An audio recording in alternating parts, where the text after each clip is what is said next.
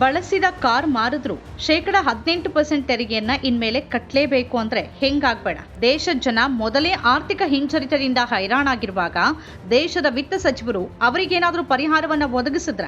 ಜನರ ಬವಣೆ ಕಡಿಮೆ ಮಾಡೋ ಪರಿಹಾರೋಪಾಯ ತೋರಿಸೋ ಬದಲು ಇನ್ನಷ್ಟು ತೆರಿಗೆ ಹೊರೆ ಹಾಕುವ ನಿರ್ಮಲಾ ಸೀತಾರಾಮನ್ ಅವರ ಉದ್ದೇಶ ಏನು? ಒಂದು ದೇಶ ಒಂದು ಚುನಾವಣೆ ಅಂತ ಹೇಳೋರು ಒಂದೊಂದು ರುಚಿಯ ಪಾಪ್ಕಾರ್ನ್ಗೆ ಒಂದೊಂದು ತೆರಿಗೆ ಹಾಕೋದು ಯಾಕೆ? ದೇಶದಲ್ಲಿ ಜಿಡಿಪಿ ಕಳೆದ 18 ತಿಂಗಳಲ್ಲೇ ಅತಿ ಕಡಿಮೆ ಇದೆ. ನಿರುದ್ಯೋಗ, ಬೆಲೆ ಏರಿಕೆ ತಾರಕಕ್ಕೇರಿದೆ. ಹೀಗಿರುವಾಗ ವಿತ್ತ ಸಚಿವರು ಅತ್ಯಂತ ಪ್ರಮುಖ ಸಭೆ ಮುಗಿಸಿ ಬಂದು ಪತ್ರಿಕಾಗೋಷ್ಠಿ ನಡೆಸುವಾಗ ಜನ ನಮ್ಗೇನಾದ್ರೂ ಒಳ್ಳೆ ಸುದ್ದಿ ಸಿಗಬಹುದಾ, ಯಾವುದಾದ್ರೂ ವಿನಾಯಿತಿ ಸಿಗಬಹುದಾ ಅಂತ ನಿರೀಕ್ಷೆಯಲ್ಲಿರ್ತಾರೆ.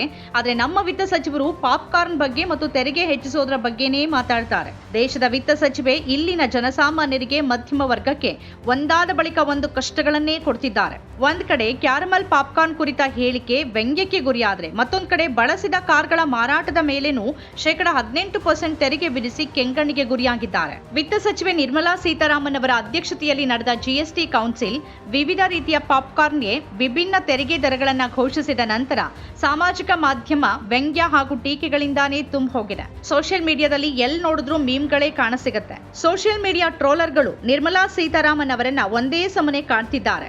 ಈ ಹಿಂದೆ ಈರುಳ್ಳಿ ಟ್ಯಾಕ್ಸ್ ಟೆರರಿಸಂ ಅನ್ನೋ ಹೆಸರಲ್ಲಿ ಟ್ರೋಲ್ ಆಗ್ತಾ ಇದ್ದ ನಿರ್ಮಲಾ ಸೀತಾರಾಮನ್ ಇದೀಗ ಹೊಸ ಪಾಪ್ಕಾರ್ನ್ ಟ್ರೋಲ್ಗೆ ಗುರಿಯಾಗಿದ್ದಾರೆ. ಜಿಎಸ್ಟಿ ಕೌನ್ಸಿಲ್ ನಿರ್ಧಾರದ ಪ್ರಕಾರ ಪೂರ್ವ ಪ್ಯಾಕ್ ಮಾಡಲಾದ ಮತ್ತು ಉಪ್ಪು ಮತ್ತು ಮಸಾಲೆಗಳೊಂದಿಗೆ ಬೆರೆಸಿದ ರೆಡಿ ಟು ಈಟ್ ಪಾಪ್ಕಾರ್ನ್ಗೆ 12% ತೆರಿಗೆ ವಿಧಿಸಲಾಗುತ್ತೆ. ಆದರೆ ಅದೇ ವೇಳೆ ಕ್ಯಾರಮಲೈಸ್ಡ್ ಪಾಪ್ಕಾರ್ನ್ ಮೇಲೆ 18% ತೆರಿಗೆ ಇರಲಿದೆ. ಪಾಪ್ಕಾರ್ನ್ ಅನ್ನ ಸಕ್ಕರೆಯೊಂದಿಗೆ ಬೆರೆಸಿದಾಗ ಅದರ ಅಗತ್ಯ ಗುಣಲಕ್ಷಣ ಸಕ್ಕರೆ ಮಿಠಾಯಿಗಳಿಗೆ ಬದಲಾಗುತ್ತೆ. ಆದ್ದರಿಂದ 18% ಜಿಎಸ್ಟಿ ಹಾಕಬೇಕಾಗತ್ತೆ ಅಂತ ಹಣಕಾಸು ಸಚಿವರು ಹೇಳುವ ವಿಡಿಯೋ ತುಂಬಾ ವೈರಲ್ ಆಗಿದೆ.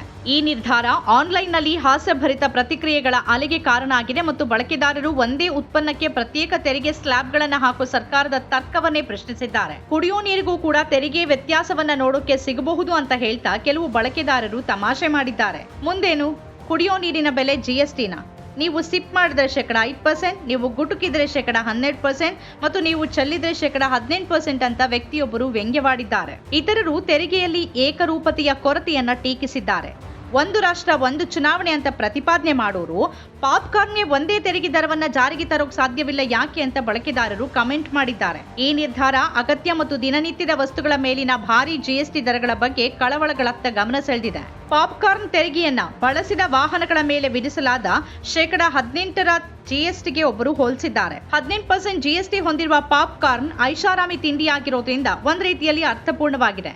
ಆದರೆ ಕಡಿಮೆ ಸೌಲಭ್ಯ ಹೊಂದಿರೋರು ಖರೀದಿ ಮಾಡುವ ಹಳೆಯ ಕಾರುಗಳಿಗೆ ಅದೇ ದರವನ್ನ ಯಾಕೆ ವಿಧಿಸಲಾಗಿದೆ ಅಂತ ಅವರು ಪ್ರಶ್ನಿಸಿದ್ದಾರೆ. ಜಿಎಸ್ಟಿ ಕೌನ್ಸಿಲ್ ಹಳೆಯ ಮತ್ತು ಬಳಸಿದ ವಾಹನಗಳ ಮಾರಾಟದ ಮೇಲಿನ ತೆರಿಗೆಯನ್ನ 12% 18% ಹೆಚ್ಚಿಸಿದೆ. ಬಾಕಿ ಉಳಿದಿರುವ ಇತರ ನಿರ್ಧಾರಗಳ ಬಗ್ಗೆ ಹೇಳ್ತಾ ಆರೋಗ್ಯ ಮತ್ತು ಜೀವ ವಿಮಾ ಕಂತುಗಳ ಮೇಲಿನ ಜಿಎಸ್ಟಿಯನ್ನ ಕಡಿಮೆ ಮಾಡೋಕೆ ಆದ್ಯತೆ ನೀಡುವಲ್ಲಿ ಕೌನ್ಸಿಲ್ ವಿಫಲವಾಗಿದೆ ಅಂತ ಬಳಕೆದಾರರು ಟೀಕಿಸಿದ್ದಾರೆ. ವಿಮೆಯ ಮೇಲಿನ ಜಿಎಸ್ಟಿಯನ್ನ ತೆಗೆದುಹಾಕೋದಕ್ಕಿಂತ ಅಥವಾ ಕಡಿಮೆ ಮಾಡೋದಕ್ಕಿಂತ ಪಾಪ್ಕಾರ್ನ್ ಮೇಲಿನ ಜಿಎಸ್ಟಿ ಸರ್ಕಾರಕ್ಕೆ ಹೆಚ್ಚು ನಿರ್ಣಾಯಕವಾಗಿದೆ ಅಂತ ಜನ ಟೀಕಿಸಿದ್ದಾರೆ. ಪಾಪ್ಕಾರ್ನ್ ತೆರಿಗೆಯ ಮೇಲಿನ ಚರ್ಚೆ ವ್ಯಂಗ್ಯಾತ್ಮಕ ಹೋಲಿಕೆಗಳಿಗೂ ಕಾರಣ ಆಯಿತು. ಓರ್ವ ಬಳಕೆದಾರರು ಜನಪ್ರಿಯ ಅಡಿಬರಹವನ್ನ ಉಲ್ಲೇಖಿಸಿ ಕ್ಯಾ ಆಪ್ಕೆ ಪಾಪ್ಕಾರ್ನ್ ಮೇ ನಮಕ್ ಹೇ ಅಂತ ಹಾಸ್ಯಮಯವಾಗಿ ಕೇಳಿದ್ದಾರೆ. ಇದೇ ವೇಳೆ ಇತರರು ಹೆಚ್ಚಿನ ತೆರಿಗೆಯನ್ನ ತಪ್ಪಿಸೋಕೆ ಡಿಐವೈ ಪಾಪ್ಕಾರ್ನ್ ಅನ್ನ ಖರೀದಿ ಮಾಡೋಕೆ ಸಲಹೆ ನೀಡಿದ್ದಾರೆ. ಪಾಪ್ಕಾರ್ನ್ ಮೇಲಿನ ತೆರಿಗೆಯನ್ನ ಕಾನೂನುಬದ್ಧವಾಗಿ ತಪ್ಪಿಸುವ ಏಕೈಕ ಮಾರ್ಗ ಅಂತಂದ್ರೆ ACT 2 ಅನ್ನ ಖರೀದಿ ಮಾಡೋದು, ತೆರಿಗೆ ಮುಕ್ತವಾಗಿ ಆನಂದಿಸಿ ಅಂತ ಒಬ್ಬರು ಬರೆದಿದ್ದಾರೆ. ಹಲವಾರು ಸಾಮಾಜಿಕ ಮಾಧ್ಯಮ ಬಳಕೆದಾರರು ಜಿಎಸ್ಟಿ ಕೌನ್ಸಿಲ್ನ ನಿರ್ಧಾರಗಳ ಬಗ್ಗೆ ತಮ್ಮ ನಿರಾಶೆ ವ್ಯಕ್ತಪಡಿಸಿದ್ದಾರೆ. ಪಾಪ್ಕಾರ್ನ್ ತೆರಿಗೆಗಳಂತಹ ಸೂಕ್ಷ್ಮತೆಗಳ ಮೇಲೆ ಕೌನ್ಸಿಲ್ನ ಗಮನ ನಿಜವಾಗಿಯೂ ಗಮನ ಸಿಗಬೇಕಾದ ಆರ್ಥಿಕ ಕಾಳಜಿಗಳನ್ನ ಮರೆಮಾಡಿದೆ ಅಂತ ಹಲವರು ವಾದಿಸಿದ್ದಾರೆ. ವಿದೇಶಿ ವಿತ್ತ ಸಚಿವರು ಕ್ರಿಪ್ಟೋ ಕರೆನ್ಸಿ ರಿಸರ್ವ್ಗಳ ಬಗ್ಗೆ ಚರ್ಚಿಸುವಾಗ ನಮ್ಮ ವಿತ್ತ ಸಚಿವರು ಪಾಪ್ಕಾರ್ನ್ ಜಿಎಸ್ಟಿ ಬಗ್ಗೆ ಚರ್ಚಿಸುತ್ತಿದ್ದಾರೆ ಅಂತ ಮತ್ತೊಬ್ಬರು ವ್ಯಂಗ್ಯವಾಡಿದ್ದಾರೆ. ಸ್ವತಂತ್ರ ಪತ್ರಿಕೋದ್ಯಮ ಇಂದಿನ ತುರ್ತು.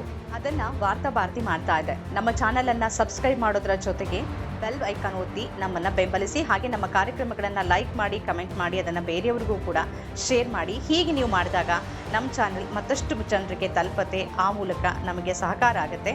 ಇದು ನೀವು ಯಾವುದೇ ಖರ್ಚಿಲ್ಲದೆ ಮಾಡಬಹುದಾದ ಸಹಕಾರ. ಧನ್ಯವಾದ.